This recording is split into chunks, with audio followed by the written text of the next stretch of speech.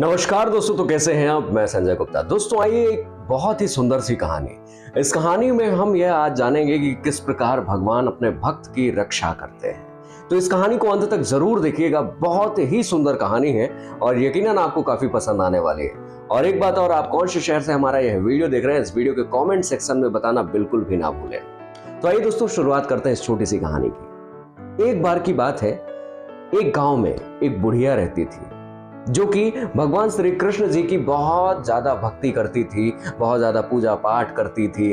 और इसीलिए उस गांव में के लोग जो रहते थे उस बुढ़िया को कृष्णाबाई के नाम से ही जानते थे। और वह इतना ज्यादा भक्ति करती थी कि लोग उसकी भक्ति को देख के ऐसा मानने लगे थे कि यह भगवान श्री कृष्ण की भक्ति तो करती ही करती है, ये और भी ढेरों सारी जो बातें करती है, लगता है अब ये बुढ़िया पागल हो गई है। लेकिन एक दिन की बात है, भगवान श्री कृष्ण उस बुढ़िया के सपने में रात में आते हैं और कहते हैं कि भाई, कल सवेरे तुम इस गांव को छोड़ देना, क्योंकि इस गांव में कल भूचाल आने वाला है, कल पानी पानी हो जाएगा पूरे गांव में।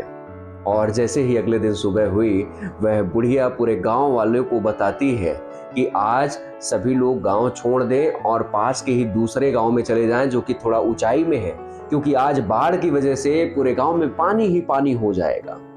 लेकिन लोग उसकी बात को कहां मानने वाले थे। लोगों को ऐसा लगता था कि ये बुढ़िया पागल है और पता नहीं क्या बोलने लगती है, उम्र भी ज्यादा हो गई है, कैसी कैसी बातें बोल रही है, ऐसा तो नहीं हो सकता। और वह बुढ़िया जोर जोर से चिल्लाकर कई दफा लोगों को इस बात को बता रही थी कि आज इस गांव को हम सभी छोड़ दें तभी हमारे लिए अच्छा होगा। लेकिन लोग उसकी बातों को अनदेखा और नजरअंदाज करते हुए आस पास आजू बाजू से निकल जाते, कोई उसकी बात को उतनी गहराई से नहीं ले रहा था। तभी बुढ़िया तुरंत अपने घर जाती है और अपना जितना सामान है वह उठाती है और एक बैलगाड़ी मंगवाती है।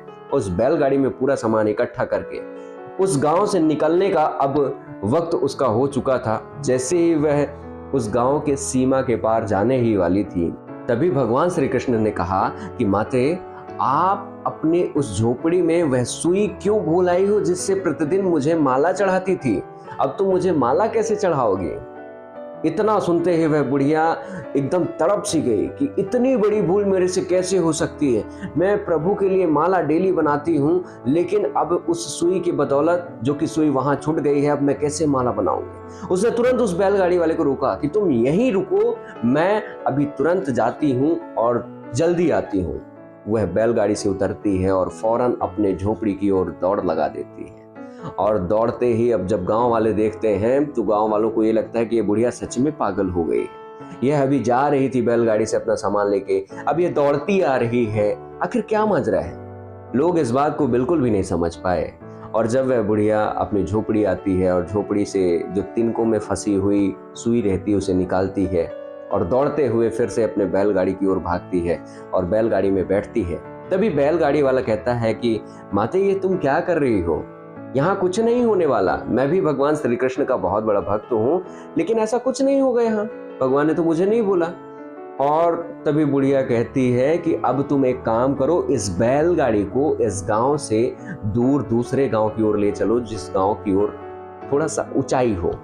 और वह बैलगाड़ी वाला, अब उसे उस बैलगाड़ी के पैसे से मतलब था, यानी भाड़े से मतलब था, वह बेचारा बैलगाड़ी को लेके निकल पड़ता है। और जैसे ही उस गांव की सीमा को पार करता है वह बैलगाड़ी वाला, तभी बड़ी जोरों से बारिश होने लगती है और इतनी तेजी बारिश होती है कि पूरे गांव में अब पानी ही पानी हो जाता है। तब लोगों को उस बुढ़िया की याद आती है, कृष्णाबाई की याद आती है कि शायद वह जो बुढ़िया थी वह बिल्कुल सही बात कह रही थी।